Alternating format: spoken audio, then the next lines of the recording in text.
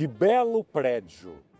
E este aqui, e este outro, vizinhos. Poucas ruas ou avenidas do Brasil podem se orgulhar de ter tanto prédio de ótima qualidade arquitetônica, um do lado do outro. Um é Art Deco, o outro é modernista, o outro é proto-moderno.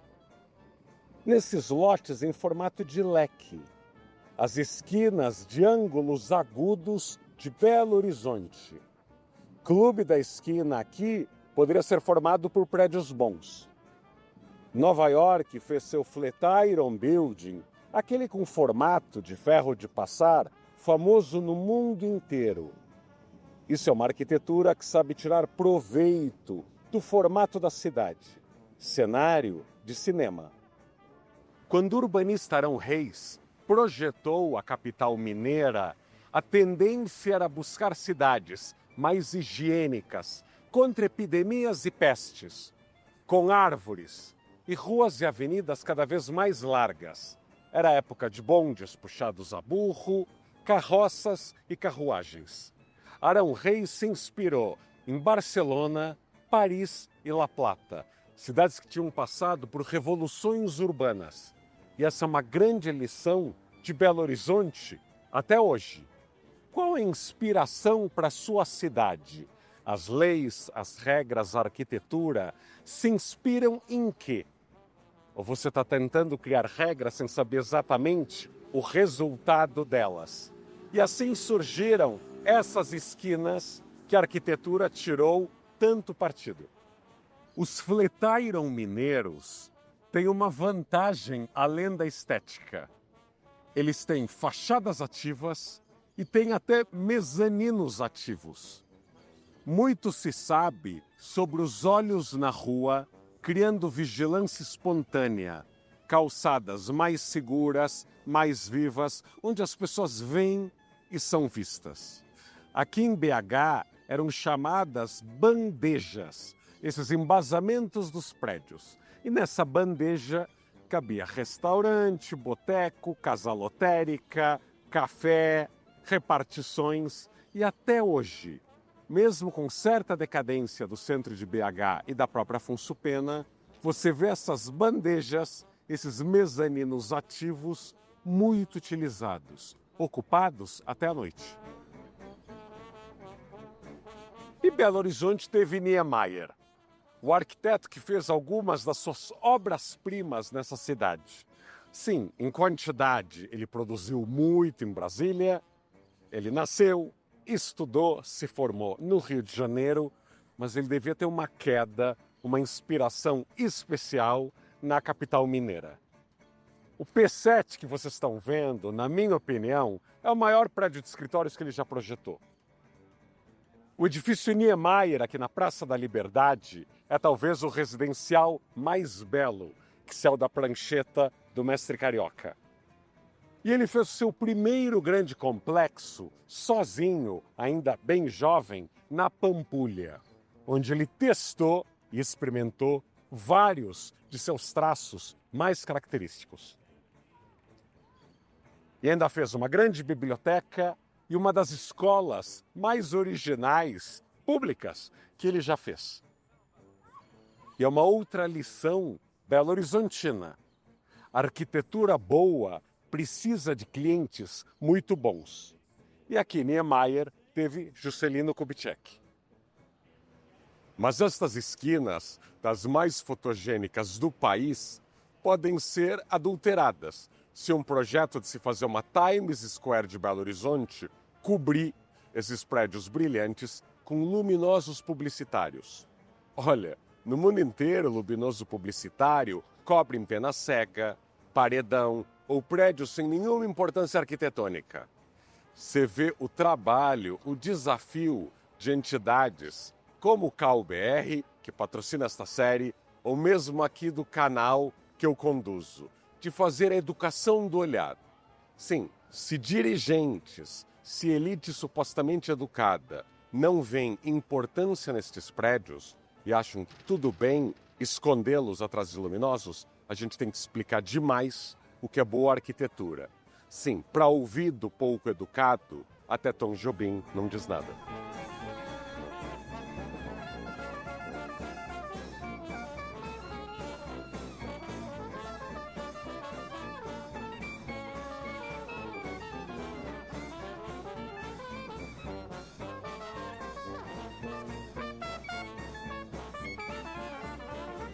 Em 1940, BH tinha apenas 200 mil habitantes, mas o prefeito Juscelino Kubitschek queria colocar a cidade no mapa da arquitetura mundial.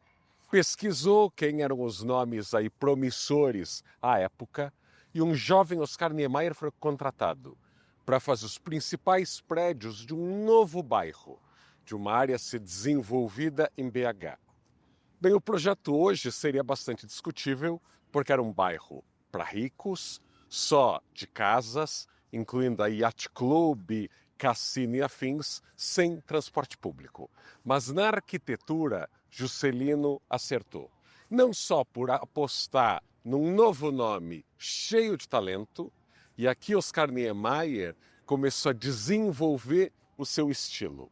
Aliás, esses prédios viraram Patrimônio Cultural da Humanidade em 2016.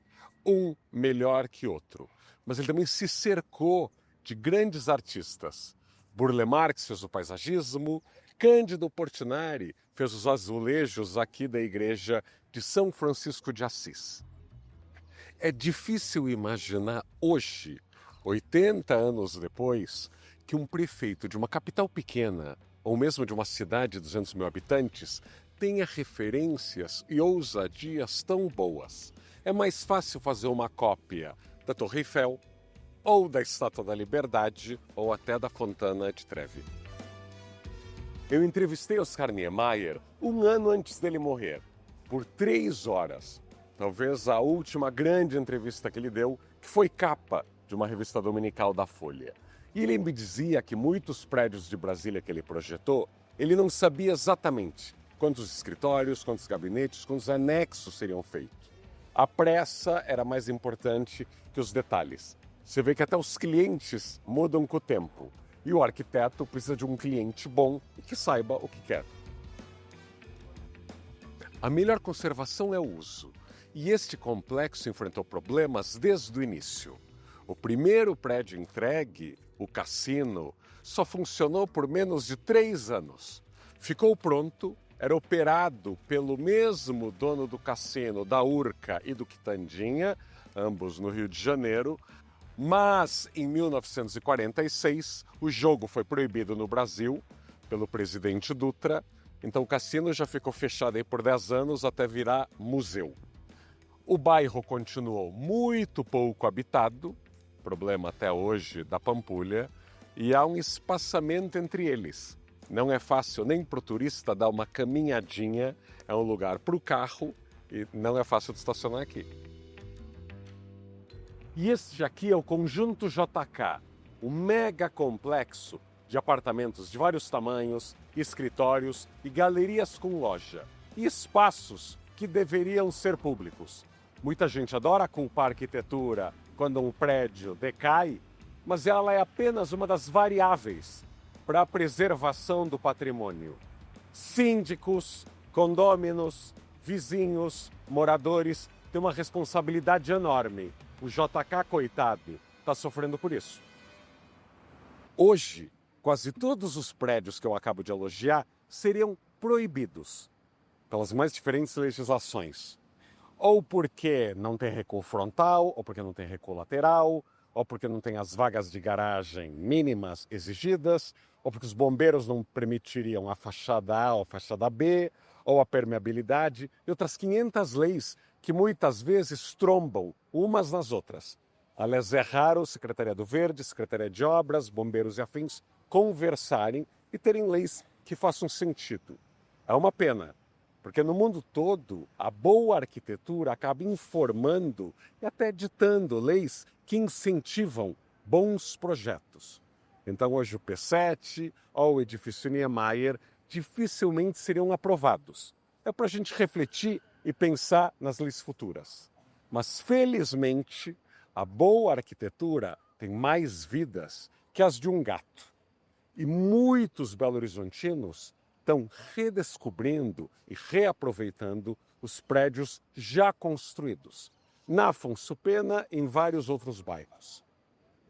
O carinho e a memória fizeram que o Acaiaca, tão querido pelos locais, esteja sendo redescoberto. Aliás, o antigo abrigo antiaéreo, em plena Segunda Guerra Mundial, acaba de ser reaberto.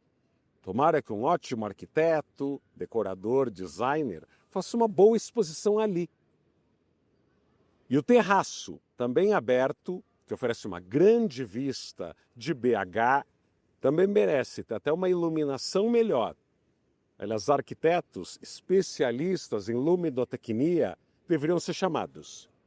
O Sulacap, do lado, acabou de perder, felizmente, um anexo medonho que foi construído nos anos 70. É muitas vezes o máximo de área construída, anexos por todos os lados, acabam detonando ótima arquitetura. Que o Sulacap ganhe uma boa praça, a do projeto original, e que seja bem restaurado e ocupado. A história oferece ótimas vidas para boa arquitetura. Um grande teatro de Buenos Aires pode virar uma livraria de sucesso. Antigos armazéns viram residenciais de luxo em Nova York. E em São Paulo, uma fábrica virou um complexo multiuso lindo na Pompeia. Há dezenas de imóveis vazios na Afonso Pena. Por isso ela não pode ser chamada de Paulista de Belo Horizonte. Ela é mais central e ainda sofre com as eternas promessas de reocupação do centro de BH. Como tem prédio vazio. E nem todos vão virar moradia. Aliás, urbanistas que estudam urbanismo sabem que não existe centro histórico reocupado no mundo com um único uso. Tem que ter muito residencial, tem que ter empresas, empregos, entretenimento, comércio, serviços. Sim, o famoso uso misto. E cabem muitos usos mistos na Afonso Pena. A própria Afonso Pena tem um grande exemplo de reinvenção. O Cine Teatro Brasil. Grande obra Art Deco, que era considerado um arranha-céu no início dos anos 30. Tinha 2.000 lugares. Frequentado por Juscelino, por artistas e escritores mineiros, mas que já nos anos 80 e 90 tinha sido todo descaracterizado. Tiraram os painéis da frente, fecharam janelas, reformas erradas, e que fechou nos anos 2000. Depois de 14 anos sem atividade, foi reaberto na década passada, com vitrais recuperados, 400 poltronas salvas, e voltou como teatro, como cinema, como lugar de espetáculos. Os órgãos de patrimônio entenderam que é muito difícil hoje viabilizar economicamente a operação de um cinema ou um teatro de rua e permitiram o Terraço Brasil, um anexo na cobertura que é alugado para eventos, festas, formaturas e casamentos, e que foi bastante bem feito junto com o restauro. Aliás, sugiro ao visitante ir nos andares que demonstram a transição entre o antigo teatro e a sustentação por tubos de aço desse anexo. E ao lado do Art Deco, a antiga sede do BENGE, o Banco Estadual de Minas, do Niemeyer, virou um polo de empresas da economia criativa, o P7, e passou por um lindo restauro, a fachada pelo escritório Viabile de arquitetura. Não tem torre corporativa, nem na Faria Lima, tão esbelta.